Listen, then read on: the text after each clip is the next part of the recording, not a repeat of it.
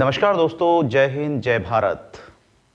हम चर्चा कर रहे थे काफ़ी दिन से प्राचीन भारत के इतिहास की, और इसी कड़ी में आज हम एक ऐसे राजवंश की बात करेंगे जो कि पूरे पूर्वी भारत में जो पॉपुलर रहा, विख्यात रहा, और जिसके बारे में जो है बहुत लोगों को जानकारी मिलती हैं। कई जगह के स्रोतों से हमें जो जानकारी मिलती है, कई लेखों के जो है हमें उनके आधारों पे जो जानकारी मिलती है।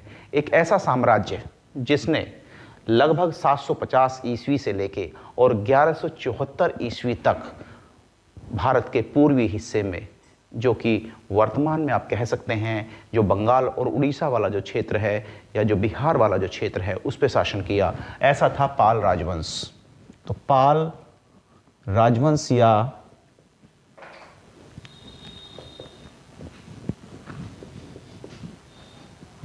पाला डायनेस्टी की अगर हम बात करें तो इसका शासन लगभग 750 एडी से लेके 750 एडी से लेके लगभग 1174 एडी तक रहा।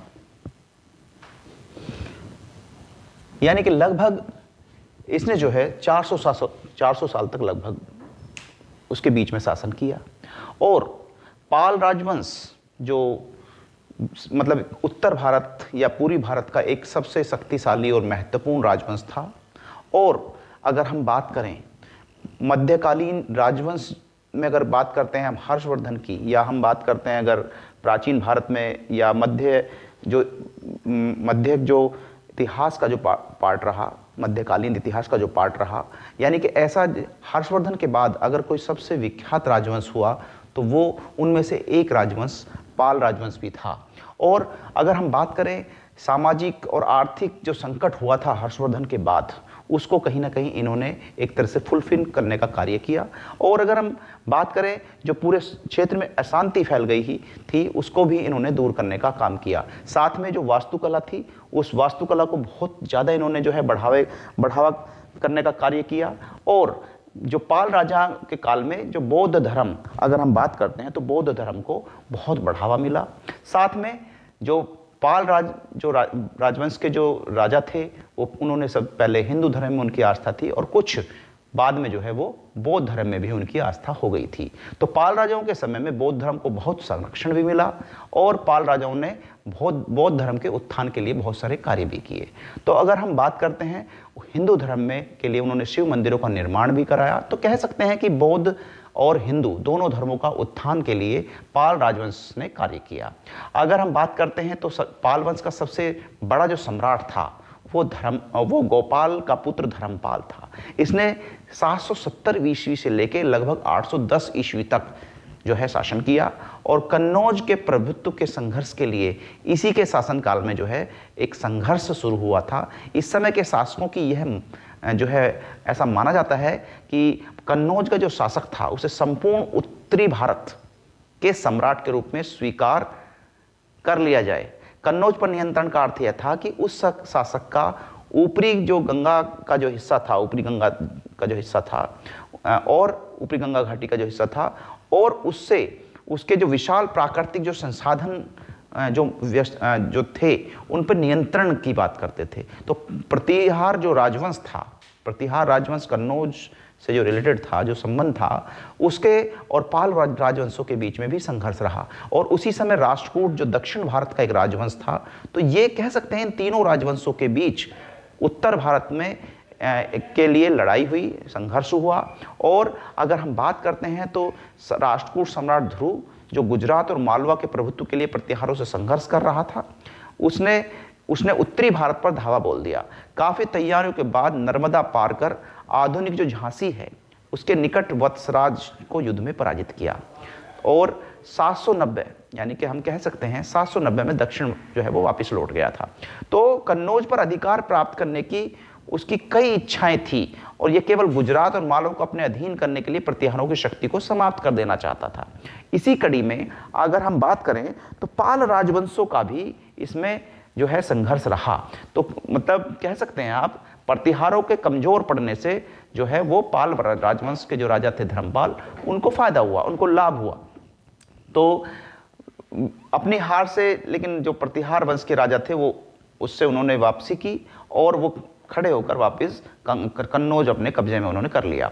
और उन्होंने आसपास के क्षेत्रों के कई छोटे छोटे राजाओं से जो है संधि की और गांधार का जो प्रदेश है आजकल, यानी कि वर्तमान में जो पश्चिम पंजाब है भारत का जो हिस्सा है, और पश्चिम पंजाब जो मतलब कह सकते हैं आप जो वर्तमान में मतलब पाकिस्तान के हिस्से में है, और स्वतंत्रता से पहले जो भारत का पश्चिमी पंजाब था, जो काबुल घाटी का जो हिस्सा था, और जो मध्य पंजाब था, पूर्वी राजस्थान, वो सब मालवा के राजा के अधीन था। इस प्रकार धर्मपाल को सच्चे अर्थों में एक कह सकते हैं कि उसके जो मतलब उसके जो स्वामी थे वो उन्हें कह सकते हैं कि वो उनके स्वामी थे और उन्होंने उसके लिए कार्य भी किया। प्रतिहार साम्राज्य को इससे बड़ा धक्का लगा और राष्ट्रकूटों द्वारा पराजित होने के बाद जो है वत्सराज का नाम भी सुना जाता है। तो ये जो त्रिकोणीय संघर्ष रहा, यानी कि जो उत्तर भारत के लिए जो तीन राजाओं के बीच, लगभग तीनों साम्राज्यों के बीच लगभग 200 साल का जो संघर्ष रहा है, वो आपसी संघर्ष बहुत लंबे टाइम तक चला। एक बार कन्नौज के प्रभुत्व के लिए धर्मपाल को प्रतिहार सम्राट जो नागभट्ट सेकंड थे, नागभट्ट द्वितीय, उनसे युद्ध करना पड़ा। और ग्वालियर के निकट एक अभिलेख मिलता है, उसमें इसका उल्लेख है, जो नागभट्ट की मृत्यु के 50 वर्षों बाद लिखा गया था, ऐसा माना जाता है। तो बात यह है कि लंबा संघर्ष रहा राष्ट्रकूटों का, धर्मपाल वंश का और इन जो आपके प्रतिहार वंश का और राष्ट्रकूट का और पाल वंश का, इन तीनों का संघर्ष रहा।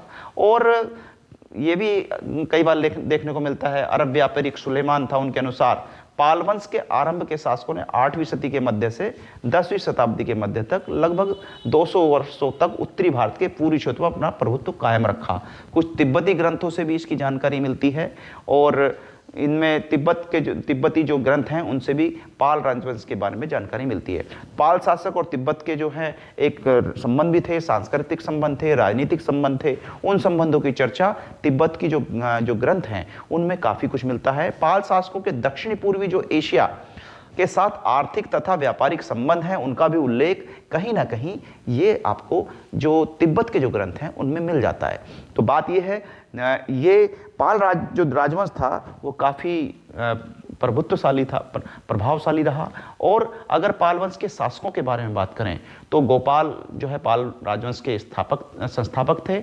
उनके बाद उनका पुत्र धर्मपाल, और धर्मपाल के बाद देवपाल, और इस तरह से होते होते जो इनके अंतिम राजा थे उनका नाम गोविंदपाल था, जो लगभग 1174 तक उनका शासन रहा। तो ये जो मैंने जानकारी आपको देने का प्रयास किया, वो पाल राजवंश के जो है लगभग उसने 200 साल तक लगभग जो है प्रभुत्व अपना कायम रखा, और 400 साल तक कहीं ना कहीं उसका उत्तर भारत में दखल भी रहा।